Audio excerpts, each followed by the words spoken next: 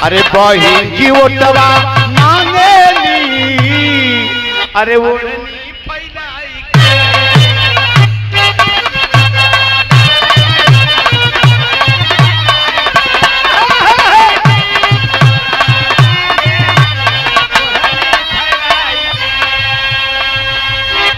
तनियावा हो भैया बहुजन में,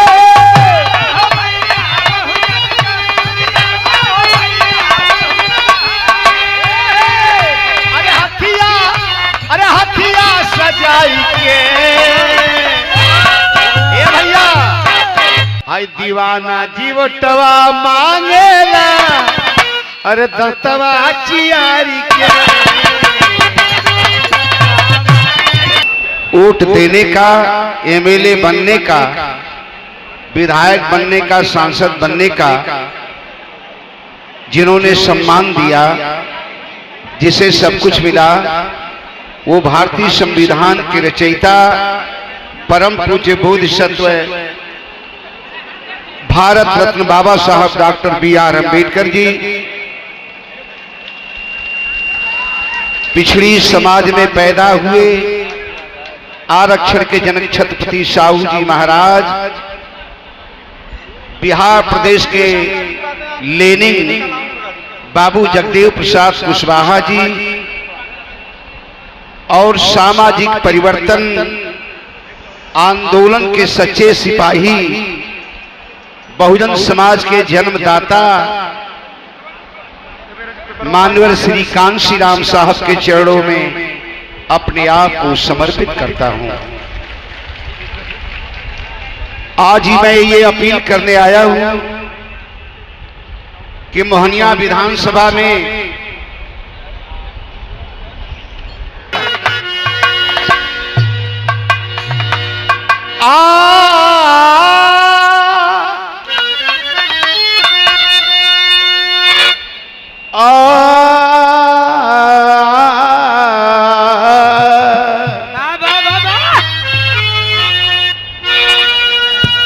एक बार तनी कस के जय भीम हो जा के तैयार बात तनी बताई। जय भीम। आइए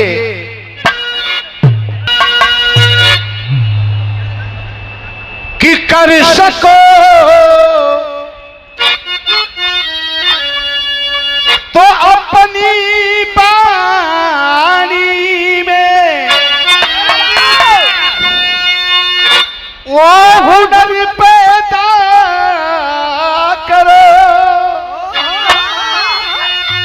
और रुकू हवाओं का बदल दो,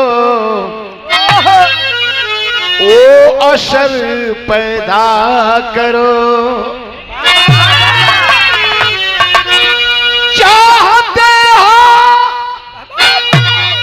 इस दुनिया में मान सम्मान से जीना, तो हर घर घर में एक अम्बेडकर पैदा करो।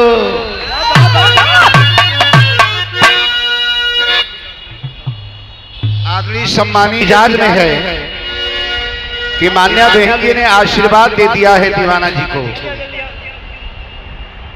तो आइए कहना मेरे दोस्तों क्या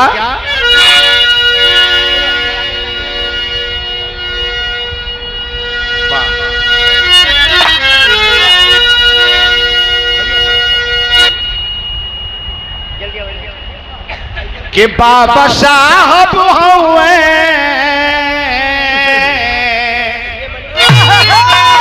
कि बाबा साहब हुए हम सब करी भगवान भैया, जाने ला जहान भैया हो।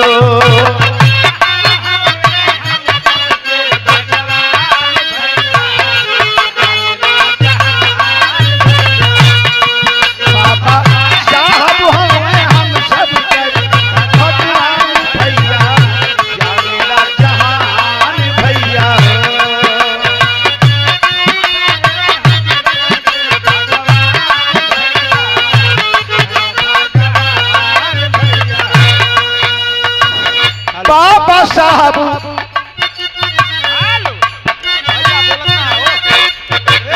ये हमारे बहुजन समाज पार्टी के लड़ाकू भी यही धरा पर आयल न होते।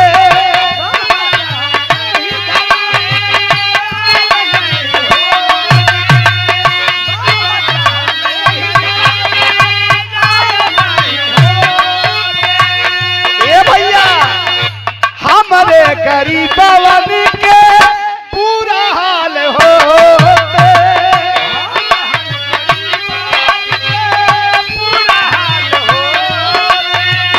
पूरी गाजीपुर की टीम और चंदौली की टीम यहाँ लगी हुई है, आजमगढ़ की टीम लगी हुई है। बाबा साहब यही धरा पर आयल न होते।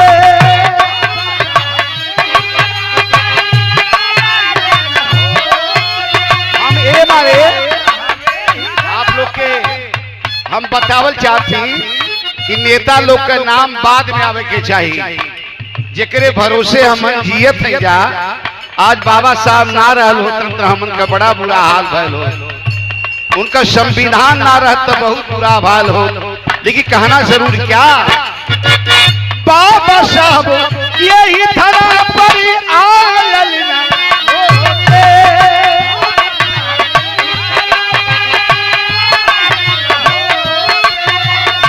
हमारे गरीबवन के पूरा हाल होते।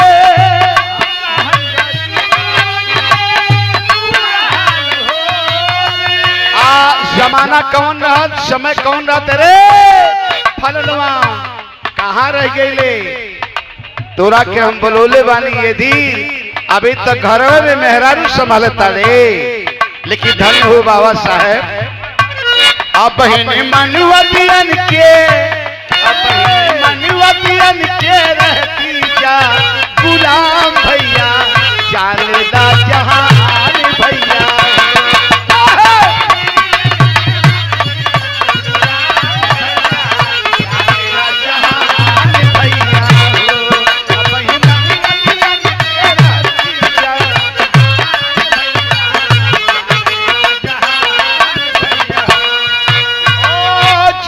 तक सूरज चांद रही है धरतिया,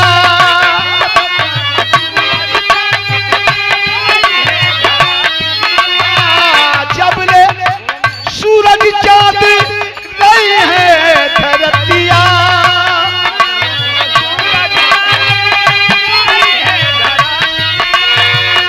पगला दीवाना तोहर कहीं है साहब बिटिया।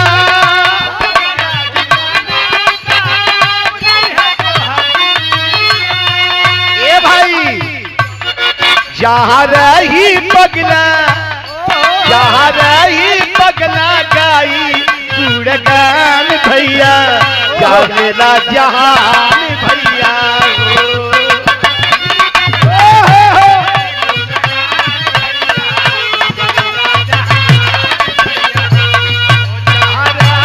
पगला गाई गुणगान भैया।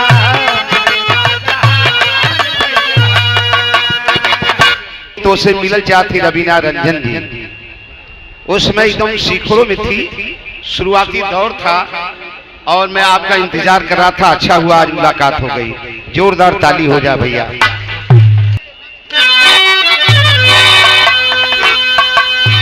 कि गारावा बेटाई और हाथ में कलमिया,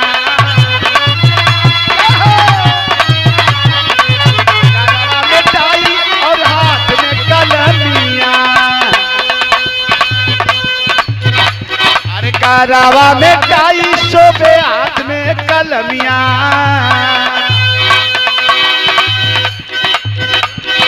के कर दिहल है, के कर दिहल है, के कर दिहल है, के कर दिहल है, के कर दिहल है। हाय शाम ऐसा चदनिया के कर दिहल है, के कर दिहल है। अरे के कर दी हल है, अरे हाउ पिए वाला पनिया।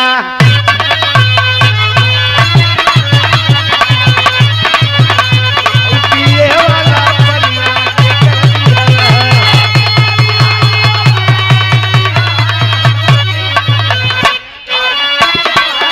के आजाद और जितेंद्र धनराज नेताजी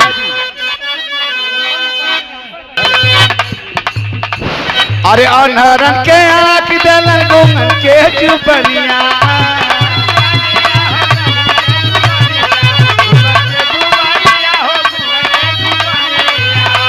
के आँख दलन गुंगन के चुपनिया। समय को देखते हुए समय बहुत है, समय को ई के कर दी हल है, ई के कर दी हल है। गांधी बाबा का दिहल बा कि अमित शाह का दिहल बा कि नीतीश बाबू देहले बान ना ना। अरे के कर दी हल है, ई के कर दी हल है। अरे हाउ दिल्ली राजधानिया।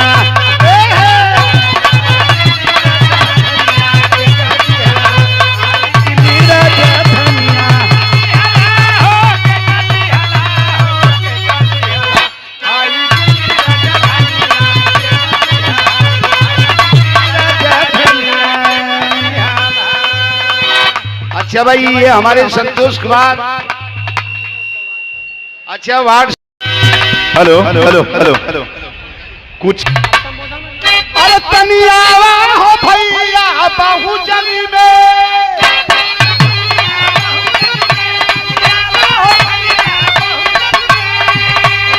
ओ तनियावा हो भैया बहुजनी में।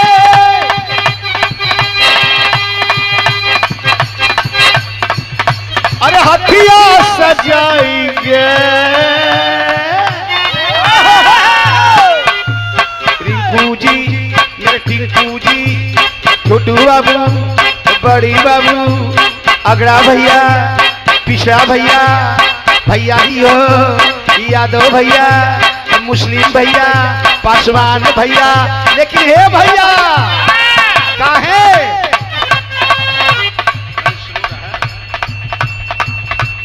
बहिन जी वोटवा मांगेली। जितना लोग तैयार बना तनी हाथ उठा के बताई। अरे बहिन जी वोटवा मांगेली। अरे वो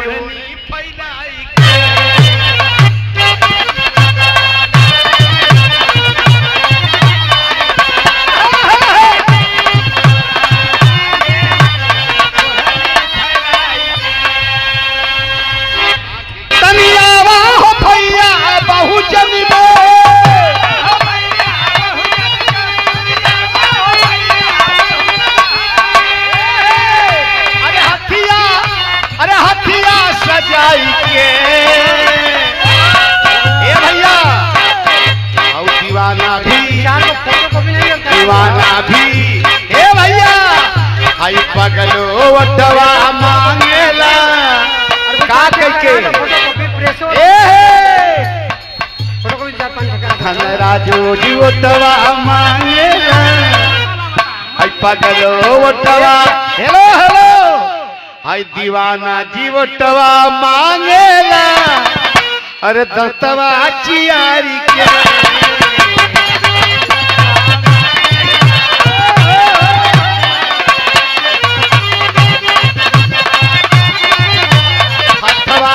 सारी के क्या बात है।